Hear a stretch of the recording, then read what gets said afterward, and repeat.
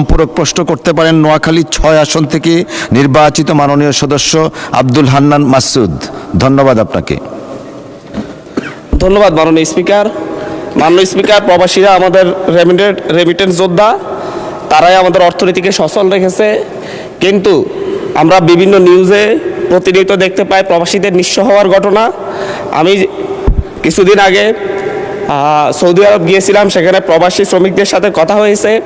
সেই জায়গায় প্রবাসীদেরকে নেওয়ার জন্যে বিভিন্ন ভুয়া কোম্পানি তৈরি করা হয়, এবং ভুয়া কোম্পানি থেকে যাদের কোনো অফিস থাকে না, কোনো নির্দিষ্ট ঠিকানা থাকে না, শুধুমাত্র কাগজে কলমে তাদের ঠিকানা থাকে, সেই ঠিকানা অনুযায়ী সেই কোম্পানির নামে বিভিন্ন চাহিদাপত্র তৈরি করে সরকারের কাছ থেকে অনুমোদন নিয়ে বাংলাদেশ থেকে শত শত শ্রমিকদেরকে সেখানে পাঠানো হয়। তারা সেখানে গিয়ে বিমান ভাড়া। মাননীয় সদস্য, আমাদের এটা হচ্ছে not statement, it's a question. Please আপনি একটা কোশ্চেন করেন, তাহলে অন্য মাননীয় সদস্য সুযোগ পাবেন আরেকটা কোশ্চেন করার। মাননীয় স্পিকার, আমি ব্যাকগ্রাউন্ডটা বললে কোশ্চেনটাকে ক্লিয়ার হতো।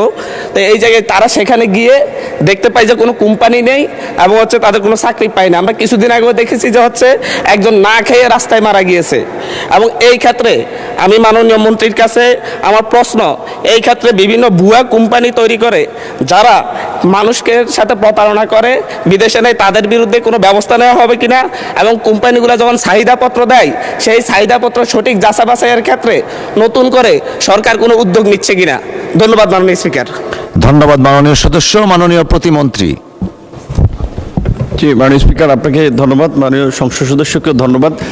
তিনি একটি গুরুত্বপূর্ণ বিষয় আমাদের সামনে এনেছেন। এটা সঠিক যে ইদানিং লক্ষ্য করা যাচ্ছে যে বাংলাদেশি, বিশেষ করে যারা দেশের বাইরে যাচ্ছে, তারা অনেকে মিলে কিংবা ওই দেশের মালিক পক্ষের সাথে মিলে একটা নামে মাত্র কোম্পানি খুলে তারপরে এখান থেকে অনেক লোক নিয়ে যায়। দেখা যায় সে কাজ দিতে পারবে না 10 জনকে, লোক নিয়ে যাচ্ছে 100। এখান থেকে কিন্তু বিজনেস করতেছে তারা। সো এখন ওইখানে যখন একটা ডিমান্ড লেটার ওখানকার দূতাবাস কর্তৃক সত্যায়িত এখানে জমা দেয়, তখন কিন্তু আমরা এটা ধরে নেই যে ওখানকার এমবাসি যাচাই বাছাই করেছে। তো আমাদের যেটা একটু গ্যাপ আছে, আমি মনে করি আমাদের ওখানকার যারা দূতাবাস বিশেষ করে ওই দেশগুলোতে আছেন, তাদের একটু কঠোর নজরদারি, মনিটরিং এবং যাচাই বাছাই প্রয়োজন। এই বিষয়ে আমরা পররাষ্ট্র মন্ত্রণালয়ে যৌথভাবে কাজ করছি।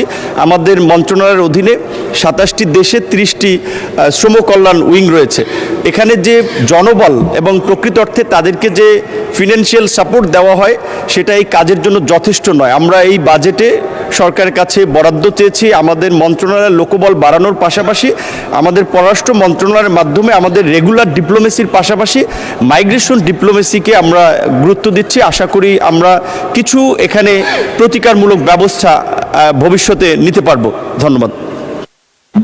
ধন্যবাদ মাননীয় প্রতিমন্ত্রী।